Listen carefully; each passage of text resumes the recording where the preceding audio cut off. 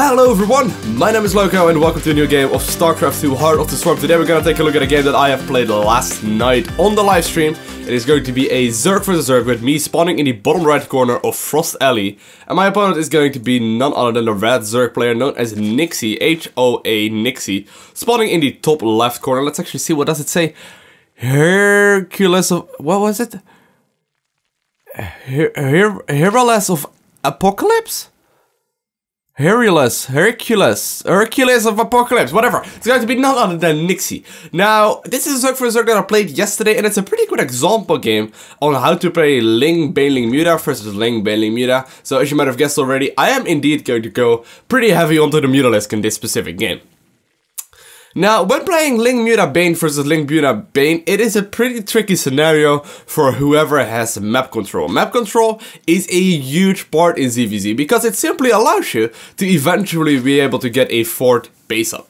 The fort base, usually in Zerg vs Zerg, is going to be only meant for the gas mining, because whenever you go Muta versus Mutas, even though we are not quite there yet, even though when you go Muta versus Mutas, the only unit that you really need is the Mutalisk. The Zerglings are usually just added on whenever you have the minerals available, and static defense and whatnot, and maybe a couple of defensive Banelings and a couple of defensive Zerglings are usually enough for dealing with it, but the real army and the real threat in ZVZ is either Zergling run-bys, which is a really specific strategy, or it's going to be the massive amount of Mutalisks. Now, I'm doing a combination of both, but mostly going to be mass amounts of Mutas. Now, as you can see, I'm opening up with a hatchery first right now on low ground, into a gas geyser, into a spawning pool, whereas my opponent decided to go for a pool, into a hatchery, into a gas geyser. So, order of the buildings are a little bit different, but in the end, it's really the same situation right now. He just has a couple of early Zerglings out. His first queen will be out earlier, as you can see, but my double queens will be out around the same exact timing as his. So, in the end, it all adds up to be pretty similar. The one reason why I do enjoy going for a hatch first, however, is simply for the fact that you do have the option to actually go for 4 queens right away, and also for the fact that your queen injects line up a little tiny bit nicer than the other ones would do, but in the end it just is 99% the same. Here we go, he's going to be running by a little bit. I got only 100 gas mined right now, so I'm getting my Zergling speed out. And he has actually just now scouted this. Now, the reason why I'm doing this is because it allows me to get the Metabolic Boost upgrade, but also so I'm actually allowed to do a little bit of aggression if I want to. Now, as you can see, he is going for a super quick Baneling nest. Now, why is he doing this? Usually, whenever you see a build order like this from your Zerg opponent where he only mines 100 gas, it will only be a big Muta or a big Zergling swell that will run across the map very shortly. Now, as you can see, he is basically forced, because of scouting this, to go for this massive amount of defense, even going for a second Spinecrawler right now. And I'm like, haha, yes, my plan worked. I don't really need to worry about much aggression from him anymore, because he's probably gonna make a couple of defensive structures and just get it over with. He's actually smart enough right now to cancel it, but in the end, I was just going back into the gas guys, getting my Baneling nest out, and I'm actually thinking right now of doing a little bit of aggression. I am making a couple of Zerglings right now, mostly gonna use those defensively, and mostly just making drones, but I could indeed make a couple of these links aggressively. Here we go, I'm gonna be running in once more, seeing I forced the Spinecrawler there once more, so Nixie is still putting me on an aggressive build, whereas in reality I am playing pretty laid back, getting more gas guys up right now as soon as I get my lair going. So, right now I am playing pretty much the safest ZVZ that you can play without going for a Spinecrawler. And that is kind of, you know, it's kind of a trade-off that you need to make. Right now I decided to not go for the Spinecrawler just because of the fact that I need to make sure that I'm defended with the Banelings. I have a couple of Zerglings right here. Those are not just completely wasted. I can actually morph it into Banelings. So I am pretty safe all around, but if he would decide to go for a big swell of units, I would need to watch out indeed. Now, luckily it's this map, so I could even wall off with 3 Evo chambers. So I would say on this map, it's not 100% necessary to actually go for a Spinecrawler at the front. Now we go though, I'm gonna start taking my 3rd base, whereas my opponent should also start his pretty shortly, I believe. He will send one to the main very shortly. He's also getting his lair up right now, getting 4 gas guys, just my 4 gas guys already done. And my lair finished up. What is gonna happen? bam, a Spire right there. Whereas my opponent is likely also gonna get the Spire at around the exact same time. So as you can see, there's 5 seconds versus 4 seconds. These Spire timings are completely even, except for the fact that my third base is a little bit quicker. Now, there's a big 12 units right now running from him across the map. Remember these Zerglings that I made earlier? I'm morphing those into Banelings right now. I need to make sure that this third base is up or deny his third base.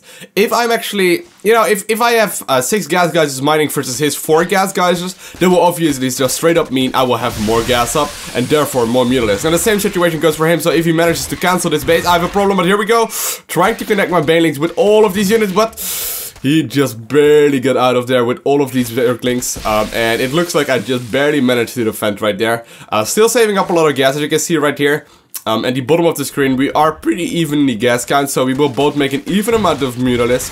But how are you gonna go ahead and actually get an advantage when it's gonna be Muta versus Muta? So this is a situation where a lot of players will really start getting in, especially around, I would say, around platinum to diamond level, where you have good enough control to actually manage to make it to the middle part of the game, and where actually get into these really tight situations, but where it's really tricky to get an advantage. Oh, I need to watch out right there. I almost walked into my opponent's Baneling, getting a couple of Zerglings traded for that one, and I kind of want to try and go for this aggression right now. Now, if I manage to actually get a big detonation off on these Zerglings, I will be able to take out this base for sure. I have still a lot of Zerglings left, but looks like he managed to do some pretty good sharing right there. Managed to clean up these other ones as well, but I don't think it's going to be enough. Now I'm going to be target firing the hatchery for a little bit. Getting a couple of Zerglings target fired right there as well, but I'm going to be losing every single Zergling right there. But in the meantime though, even though I was doing this aggression, even though I didn't manage to kill any drones or any economy, I did buy myself a lot of time to get my own gas geysers going right now. So if you take a look at the income,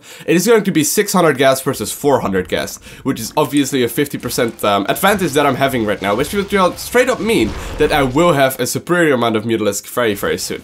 Now, I'm just trying to see whatever I can kill with my Mutalisks that are out right now, splitting them up a little bit to make sure that I kill most of the things. But right now, I'm going to be focusing on making mostly defensive units because there's a lot of Zerglings once more running across the map. I'm a little bit hesitant. As you can see on the production tab, he is indeed creating 7 drones, but his gas geysers are only just now finished. So mine have been up for a couple of minutes right now. How much gas mined from those? About 100 each. So that actually means that I managed to get about 2 more Mutalisks right now, and that is really the advantage you're looking for. Now, all in all though, I actually make a pretty big mistake right here. As you can see, my opponent is getting the +1 armor flyer carapace upgrade for his Mutalisk, whereas I completely forgot about it. I'm only just now starting it. In ZVZ, however, the big tip I can give you, whenever you play Muta versus Muta, always get the armor upgrade, because it basically is a huge advantage. There's a little bit of micro going on right now in the main base, but right now you can really see that effectiveness of the defender's position right now coming into play, because I just have a sheer amount of mutas right here that's a lot bigger, but also the third base gases that were a lot earlier for me. Right now, I managed to actually have, let's have a look. I got 18 mutas versus his 15. He will have an upgrade very soon, so I will need to keep that in mind. But so far, it is going pretty well. How much income are we at? It's 51 Harfesses for me versus 50 Harfesses for him, so there's really no advantage for that. But I'm going to try and do a little bit of trickery right now. Using a couple of Zerglings right now, I'm going to run them in the main base. At least that's what I'm going to attempt, but nice little way to deal with them right here. But I was basically planning to go with the mutas into his third base, while my Mutalisks were in the main base. Now I wasted a couple of Banelings right there, which is okay. Managed to get a Spine Crawler as well, and I'm just trying to fly my Mutalisk over this little reinforcement pattern, because his Mutalisk and all the units are likely gonna fly past this little corner, so I hope I could get a pre-pickup. But here we go, going to go for a little bit of an engagement right now. His +1 armor is done, but if you take a look at the sheer amount of mutas, my Mutalisk count is just a lot bigger than his, and even though he has an extra upgrade, the earlier gas geysers from me will just help me so much. So I managed to get a nice little advantage right here. It's going to be 15 Mutalisks versus 8 right now, and that will just be a pretty big advantage. Now luckily for him, he did make a Spine Crawler right now at the third base, which just does not allow my mutas or my Zerglings to really run in there, but it does allow my mutas to just range freely across the map right now, and I have complete and utter map control. So I squeezed in a couple more drones to get a little bit more economy out. These extra drones will actually allow you to create more and more Zerglings as well. And I'm just gonna, you know, knowing I actually have a bigger muta count than my opponent, I'm just gonna try and see however I can push my advantage. So killing a gas geyser right there buys me another minute or so. running a couple of Zerglings into the main base, even though it really doesn't allow me very much damage, it does allow me to get more map control. Now, smart of him, he actually managed to sneak down a 4th base right now, and this is completely unscouted by me. Need to watch out though, can't really blindly attack him with Spore Crawl. Spore Crawl is actually 3-shot mutas nowadays, so that is something you don't really want to be dealing with, but right now, I really need to be aware of this 3rd base, or the 4th base rather. This 4th base is one of the things that a Zerg player can use to get an advantage in ZVZ.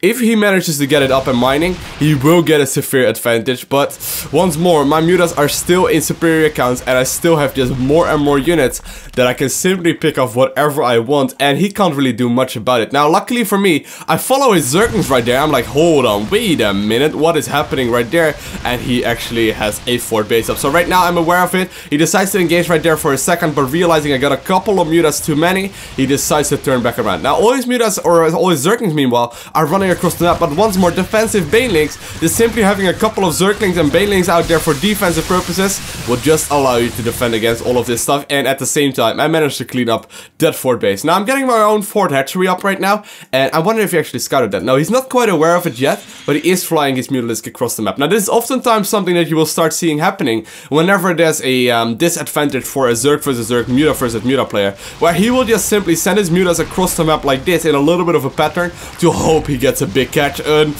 Olmach manages to get a ton of units, but all my Mutas are forced to fly all the way from his 3rd base to my potential 4th base, and he is actually smart about it. He is gonna try and return at the time being, but this is something you always need to keep in mind, and something that I was not doing very well.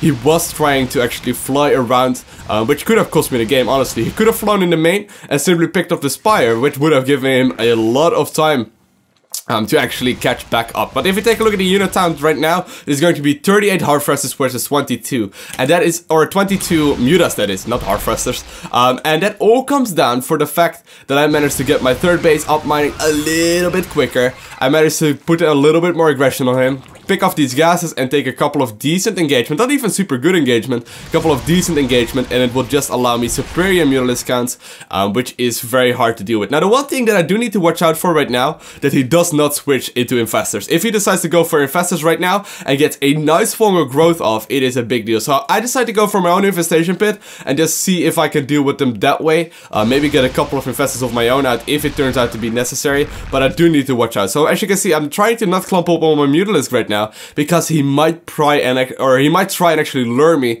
with his own mutas to actually land a proper fungal growth, which could turn this game still easily around right now. Managed to almost pick up another muta right there. As soon as he gets in range of his buildings, I'm just gonna fly away again, but this is going to give free reign to my Zerglings flying across the map right now. If you take a look at the minimap, he is going to have to deal with those, and I am going to meet his mutas between his natural and his 3rd base. And yeah guys, this is the way that you can actually get a little advantage in Muta versus Muta battles. I hope this helped a couple of people out.